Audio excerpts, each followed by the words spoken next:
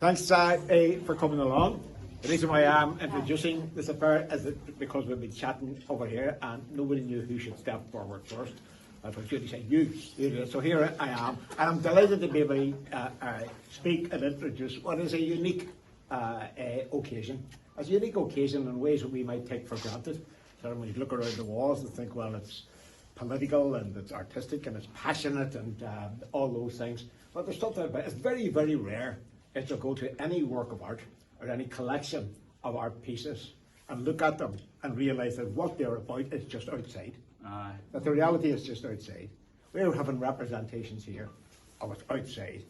The people who are in, excuse me, being pompous for a minute in the LS library, it's okay to say that, the big paintings, are the people from Rossville Street, sort of from Lisfannon Park and Harvey Street and the Brandywell and all that. So we're here standing amid sort of imaginative representations of ourselves and our own experience. And I think that that is a unique situation to be in. And for want of a better word, it gives us a sort of a buzz, a vibe of reality that you don't usually get when you're looking at a work of art. Yeah. And sometimes you can get confused between one and the other and say, well, it's not actually accurate. It is an absolutely accurate portrayal of it because it works with the imagination as well as sort of the intellect and the eyes. That's what we share. That's a very valuable thing.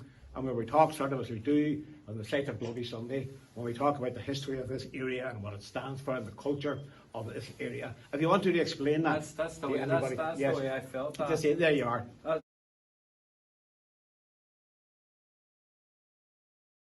What I wanted to say was that we're told all the time, by certain people that Bloody Sunday's in the past. No. Let the past lie, so let the hurt sort of lie in the past. We have to get on with life. I can understand that. People have their lives to lead, they've got their families to rear, and we can't expect them or ask them to look back all the time. They lived 51 years ago.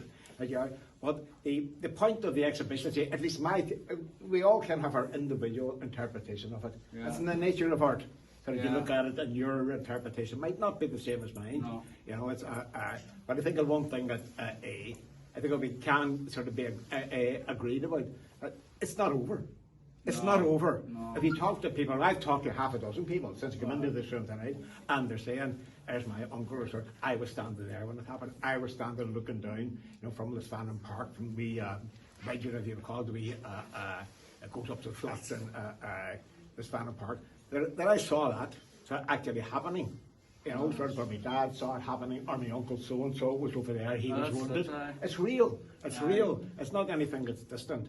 And this does sort of what all art should do, which is to, as I said before, to give an imaginative representation. And the reason why it being an imaginative representation is important is that means it's not just for a small number of people. You can actually really make what you want of it. Now we might all agree that we know what should be made of it, but it's something to be enjoyed, if that's the right word, or to be contemplated and be thought about individually, while at the same time remembering sort of the Bloody Sunday was a community event in its own horrible way. It didn't just happen to one person.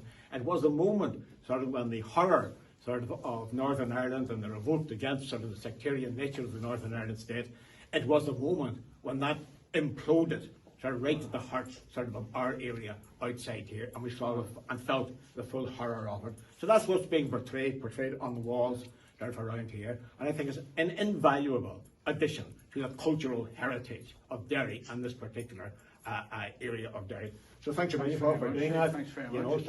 I think we're all in your debt for that.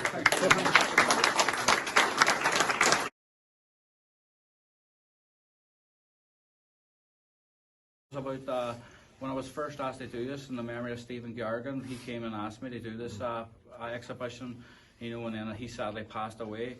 And I felt like a certain trepidation about doing this stuff because it is sort of hardcore and close to the community as such.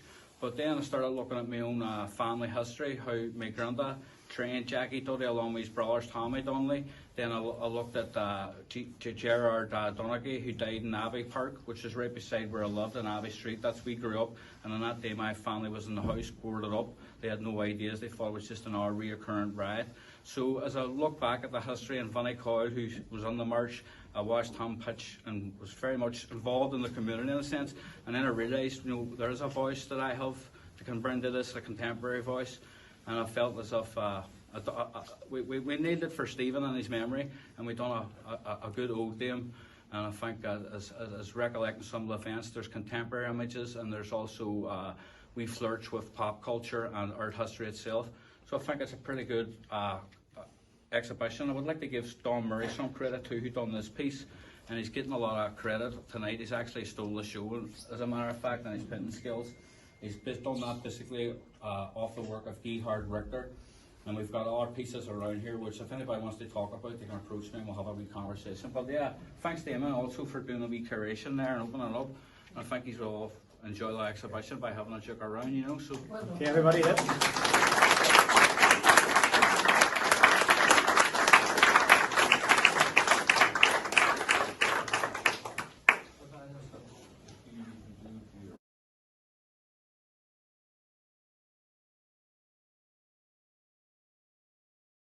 I would like to thank you too, because this keeps art like this keeps it and keeps it. And that's very important. And I think especially anything that would happen on Bloody Sunday. I mean, you have to remember, even if we had to get justice. We might not to look back, but we have to remember. And you can't really help that because. As you know, I lost a brother and they vomited shot and tried to go out to help him, But even today, I mean, we haven't had justice. We haven't even had a semblance of truth. I don't think we've reached the full fruitions of that at all. I mean, if people are found guilty, why aren't they held accountable? That's right. I believe. That's right. And at the moment, I'm fighting the amnesty legislation that they're going to put through, And all over the world, I'm all over Westminster and down in the Doyle and places like that.